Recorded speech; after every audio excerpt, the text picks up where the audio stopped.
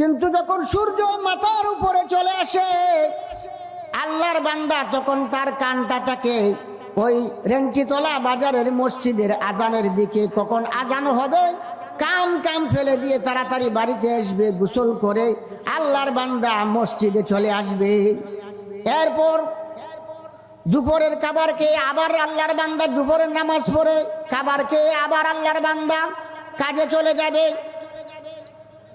কিন্তু সূর্য যখন পশ্চিম দিকে হেলতে থাকে আস্তে আস্তে আসরের সময় হতে থাকে, আল্লাহর বান্দা কানটা থাকে মসজিদের দিকে কখন আসরের আজান পড়বে। হয়তো দৌড়িয়া মসজিদে চলে আসে, আসরের নামাজ পড়ে আবার আল্লাহর বান্দা কাজে চলে যায়। মাগরিবের অর্থ আবার আল্লাহর বান্দা মসজিদে এসে মাগরিবে নামাজ পড়ে তখন বাড়িতে যায়, হয়তো চা নাস্তা খায়, শ্বাসটলে গিয়ে কিছু সময় বসে থাকে।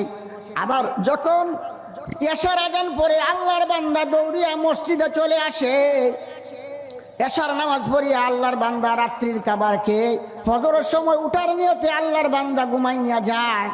এটার নাম হইল মসজিদের সাথে দিল লাগানো। বন্ধুরা আমার, এর একটা উদাহরণ দেই যে কাটি মসজিদের সাথে কাদের দিল লাগানো থাকে আর কাদের দিল লাগানো থাকে না। একটা উদাহরণ দেই, একটা উদাহরণ আছে, এটা হয়তো আরবি উপমা, যে আল মুমিনু ফিল মাসজিদি কাসামাকি ফিল মা ওয়াল মুনাফিকু ফিল মাসজিদি কাতয়রি ফিল কাফাস। যে কাটি মুমিন বান্দা যারা তারা মসজিদে ঢুকলে এমন শান্তি পায়, যেমন মাছ পানিতে থাকলে যেভাবে শান্তি পায়, তদ্রুপ কাটি মুমিন যেভাবে মসজিদের ভিতরে ঢুকলে শান্তি পায়। মাছ যেভাবে মাছকে যেভাবে ডাঙ্গায় তুললে যেভাবে মাছ চটপট চটপট করতে থাকে পানিতে যাওয়ার জন্য, তদ্রুপ আল্লাহর কাটি বান্দা যারা আছে বাজার হাটে থাকলে তাদের অন্তরও ভালো লাগে না, মানুষের হই হুল্লুরের মধ্যে তাদের অন্তর ভালো লাগে না। কোন সময় মসজিদে চলে আসবে চটপট চটপট করতে থাকে। আর যারা ভাই মুনাফিক মার্কা মানুষ, যাদের অন্তরে নেফাকি আছে, গুনাহের কালিমা আছে, তাদের উদাহরণ হলো তারা মসজিদে আসলে ভালো লাগে না, চটপট চটপট করতে থাকে কখন মসজিদ থেকে বের হয়ে যাবে। যেমন কাঁচায় বন্দি পাখিটা যেভাবে চটপট করতে থাকে কোন সময় কাঁচা থেকে বের হবে, তদ্রুপ মুনাফিক মার্কা মুসলমান যারা আছে তারা মসজিদে প্রবেশ করলে ওই কাঁচায় বন্দি পাখির মতো চটপট করতে থাকে কখন বের হয়ে যাবে। এখন বন্ধুরা আমার, বেজার না হয়ে আপনারাই বিবেচনা করুন, আপনার দিলটা কি মসজিদে এইভাবে থাকতে চায়, মাছে যেভাবে পানিতে থাকতে চায় না, এই কাঁচার ভিতরে পাখি যেভাবে থাকতে চায় না, আপনার মনটাও ওইভাবে থাকতে চায় না মসজিদে? এখন আপনি বিবেচনা করুন। 4 নম্বরে বন্ধুরা আমার, ওই রাজুলুন কালবুহু মুআল্লাকুন ফিল মাসাজিদ। 3 নম্বরে ওই ব্যক্তি আল্লাহর আরশের নিচে ছায়া পাবে যার অন্তরটা সর্বদা মসজিদের সাথে লাগানো থাকে। 4 নম্বরে আল্লাহর হাবিব ফরমান, ও রাজুলানি তাহাব্বা ফিল্লাহি ইজতামাআ আলাইহি ওয়া তাফাররাকা আলাইহি। ওই 2 ব্যক্তি আল্লাহর আরশের ছায়ার নিচে স্থান পাবে যে 2 ব্যক্তি একে অপরকে মহব্বত করে একমাত্র আল্লাহর জন্য। দুনিয়ার কোনো টাকার স্বার্থে নয়, সৌন্দর্যের স্বার্থে নয়, কোনো বস্তু পাবার আশা নয়, একমাত্র আল্লাহর হস্তে একে অপরকে মহব্বত করে নিঃস্বার্থভাবে এবং শত্রুতাও পোষণ করে একমাত্র আল্লাহর উদ্দেশ্যে। আল হুব্বু, অন্য হাদিসে আছে আল হুব্বু লিল্লাহ ওয়াল বুগদু লিল্লাহ। তারা অন্যকে ভালোবাসে আল্লাহর জন্য, অন্যের সাথে রাগও করে দুশ্মনীও করে আল্লাহর জন্য, দুনিয়ার কোনো স্বার্থে নয়। এই জন্য দেখুন উদাহরণ, হযরত বিলালকে নবীজি ভালোবাসতেন একমাত্র আল্লাহর জন্য, আল্লাহর হস্তে। আর না হয় বিলালের কি আছে? হ্যাঁ, বিলাল একটা কালো কিসকিসে সাহাবী ছিলেন, উদাহরণস্বরূপ বলা লাগে, না হলে বলা যায় না। সাহাবীদের শানে। বিলাল একজন হাফসি গোলাম ছিলেন, কিন্তু নবীজি বিলালকে এত ভালোবাসতেন। আল্লাহর নবী ফরমান, আমি নবী যখন জান্নাতে যাব, আমার উঠের লাগাম ধরিয়া বিলালও আমার সাথে সাথে জান্নাতে যাবে। এত মহব্বত করতেন। এই জন্য পরস্পর একমাত্র আল্লাহর উদ্দেশ্যে মহব্বত করা, এবং শত্রুতা পোষণ করলেও আল্লাহর উদ্দেশ্যে শত্রুতা পোষণ করা। এরপরে 5 নম্বরে কারা আল্লাহর আরশের নিচে ছায়া পাবে? আল্লাহর নবী ফরমান, ওয়ারাজুলুন দাতুহু দাতু মানসাবিন ওয়া জামালিন ফাকালা ইন্নী আখাফুল্লাহ।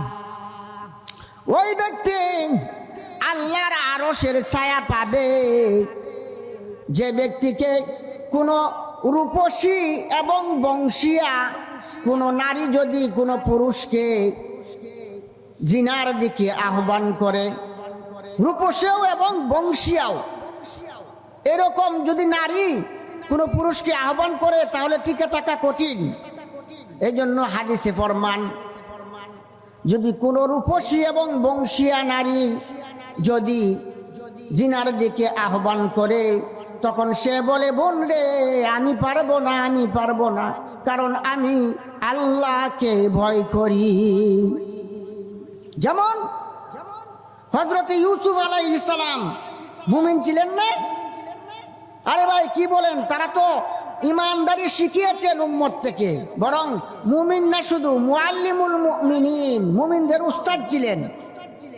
তো উনার ব্যাপারে বলা হয় যে উনি যখন জুলাইখা যখন 7টা তালার ভিতরে নিয়ে উনাকে কাম বাসনা পূরণ করার জন্য উনাকে ফুসলিয়েছিলেন, উনাকে ফুসলিয়েছিলেন যাতে জুলাইখার সাথে ওই কামভাব পূরণ করে। কিন্তু কোরআনে বলা হয় সূরা ইউসুফে, ওয়ালাকাদ হাম্মাত বিহি ওয়া হাম্মা বিহা লাউলা আরআ বুরহানা রাব্বি।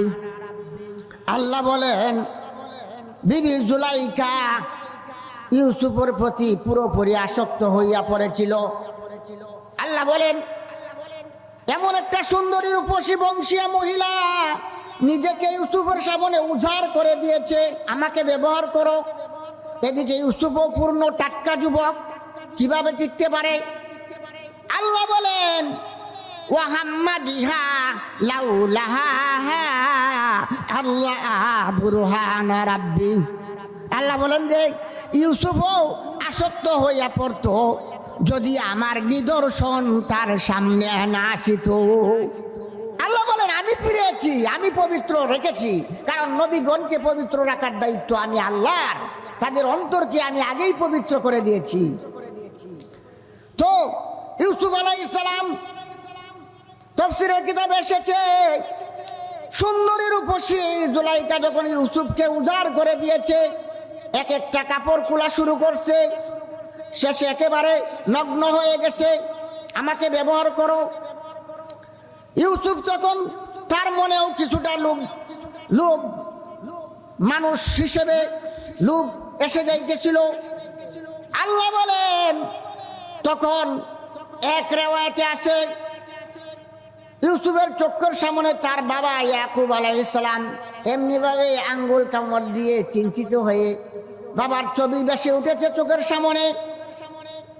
আরেক রিওয়ায়াতে আছে আল্লাহ বলেন ওয়ালা তাকরাবুজ জিনা ইন্নাহু কানা ফাহিশাতাও ওয়া মাকতাও ওয়া সাআ সাবিলা।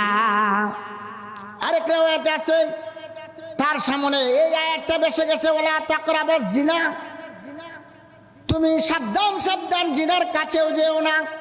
তখনই হযরত ইউসুফ আলাইহিস সালাম বললেন আমি আর বসে থাকি কেন, আল্লাহ আমাকে বাঁচাও। ফাকালা ইন্নী আখাফুল্লাহ, এই বলে আল্লাহর ভয়কে তার অন্তরের মধ্যে স্থান দিয়ে তিনি দৌড় দিতে শুরু করলেন যে আল্লাহ আমি বের হব কিভাবে, 7টা তালা মারা। আল্লাহ বলেন দৌড় দে, বাকি কাজ আমার। একে একে দরজার কাছে গেলেন, এক এক তালা খুলে গেল, ইউসুফ আলাইহিস সালাম বের হয়ে গেলেন। সেই জন্য কবি বলেন হরকে দারদ খাউফে হাকদার দিল মুদাম, হরকে দারদ খাউফে হাকদার দিল মুদাম, জান্নাতুল মান ওয়াদহদ উরা মুকাম। যে ব্যক্তি তার দিলের মধ্যে আল্লাহর ভয়কে স্থান দিবে, আল্লাহ তাআলা জান্নাতের মধ্যে তার স্থান করে দিবেন। তো আজানের যাই হোক, আজানেরও টাইম হয়ে গেছে। যাই হোক বন্ধুরা, আমার দুই শ্রেণীর ব্যক্তিদের কথাই রয়ে গিয়েছিল। তো আজানের টাইম হয়ে গেছে, আর বলা সম্ভব হচ্ছে না। আল্লাহ পাক রব্বুল আলামিন আপনাকে আমাকে, আমরা যাতে হাসরের সেই কঠিন ময়দানে এই কঠিন অবস্থায় না থেকে, যেখানে সূর্য মাথার অতি কাছে চলে আসবে, আগেই বলছিলাম মাথার মগজ টকবক টকবক করে গলতে থাকবে সূর্যের পাওয়ারে। বন্ধুরা আমার, 9,30,00,000 মাইল দূরে অবস্থিত সূর্য এখন, এই পাওয়ারটাই আমরা এখন সহ্য করতে পারি না বন্ধু। যখন শীতের দিনের রোদ, আজকের রোদটাই আমার কাছে কড়া লেগেছে, কিন্তু তখন কিভাবে আমরা সহ্য করব? বিদায় আমরা যুবক ভাই যারা আছেন, যাদের কানে মাইকের আওয়াজ যাচ্ছে, যৌবন বয়সে ইবাদত ধরে ফেলি, এখনই ধরে ফেলার সময়। তোমার মতো কত যুবক কবরে পচে গলে নিঃশেষ হয়ে গেছে। সুতরাং বন্ধুরা আমার, আপনি আমি যাতে হাসরের সেই কঠিন ময়দানে আল্লাহ তাআলার সেই ভিআইপি আসন, ভিআইপি এয়ার কন্ডিশন, জান্নাতি এয়ার কন্ডিশন, দুনিয়ার এয়ার কন্ডিশন না। দুনিয়ার এয়ার কন্ডিশনে অনেক সময় আছে বের হইলে সর্দি লেগে যায়, বের হইলে শরীর জ্বরা পোড়া শুরু হয়ে যায়। এই জন্য জান্নাতি এয়ার কন্ডিশন, আল্লাহর আরশের ছায়ার নিচে যাতে আমরা স্থান পাইতে পারি, সকলে বলি আমিন। আর জুড়ে বলি আমিন। ওয়া আখিরু দাওয়ানা আনিল হামদুলিল্লাহি রাব্বিল আলামিন। আসসালামু আলাইকুম ওয়া রাহমাতুল্লাহি ওয়া বারাকাতুহু।